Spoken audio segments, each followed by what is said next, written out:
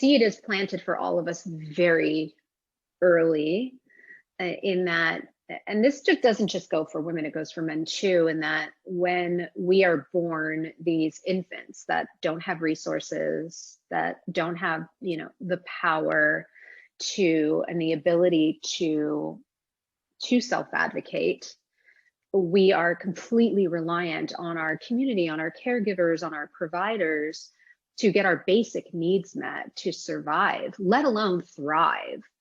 And so we adopt the values of those around us, and will, at the cost and the sacrifice of our own, whether we're aware of them or not, at that point, it becomes a strategy, a survival strategy, a thrival strategy to hijack the values of the people around us.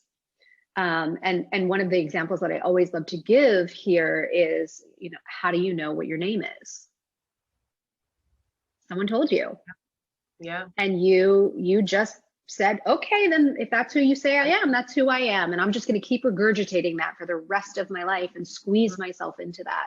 Now, there are a lot of people who, as they get older, they say, well, no, I'm going to reclaim my identity, and I'm going to name myself, Sunshine Appleby or whatever. But, it really is such a milestone of really highlighting and pinpointing how we really do give our inner authority away. And the seed that gets planted very early for let's say women, in terms of what you're speaking to, of an outer beauty, or what the most valuable feminine assets are, whatever that may be, superficially, is based in misogyny, and it's based in patriarchy, and it goes, all the way back, and it's embedded in religion and all of these different things. But the truth of the matter is, how it affects us in our daily life is that we're constantly bombarded with overt messaging, but also very subconscious messaging. Nobody really ever thinks about consciously, well, my name was, thrust upon me, and I get to reclaim my relationship with how I identify in the world, even just through my name. But think about all of the messages, again, conscious and unconscious, that are thrust upon us as women, and what beauty is and what lovability is. And for me, that got very confused, and I really got to a place where I thought, well, if I'm not lovable on the inside, there's at least something that I can do about the outside to get the world to buy in to the fact that I'm lovable, and to the fact that I have value. And maybe if my exterior fits that mold, people won't see that I'm a fraud. Yeah. And I tried to disguise myself as lovable by putting myself on operating tables and carving myself aesthetically into something that I thought would be more pleasing. Yeah.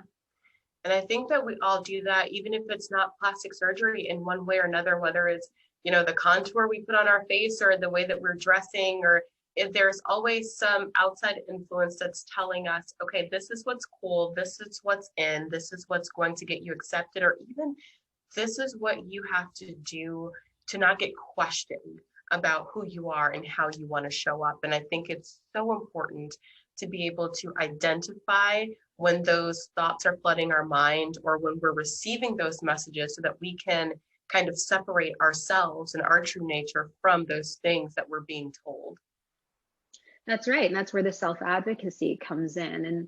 And it's hard, because we have to sift through all of these layers of, part of that subconscious development is that we're in competition with one another.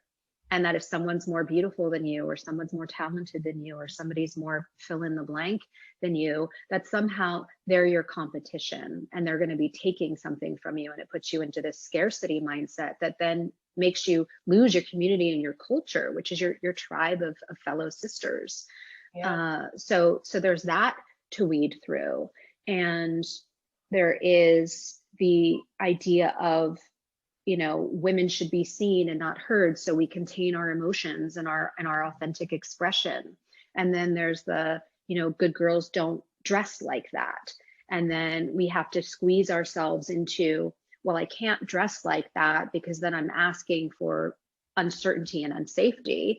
But in the same breath, if I'm in competition, I have to dress sexy because otherwise I'm not going to get love, or I'm not going to get an opportunity. And so we're in this constant conflict with ourselves and with each other that really isn't serving us in our highest values and what we're really here to experience and achieve.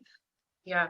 And when you hit on scarcity mindset, especially in that kind of era of comparison, I think that's really important to touch upon, because when we notice other people doing well, or just other women looking great, doing great things, the natural inclination for a lot of people is to compare and then to compete rather than to collaborate.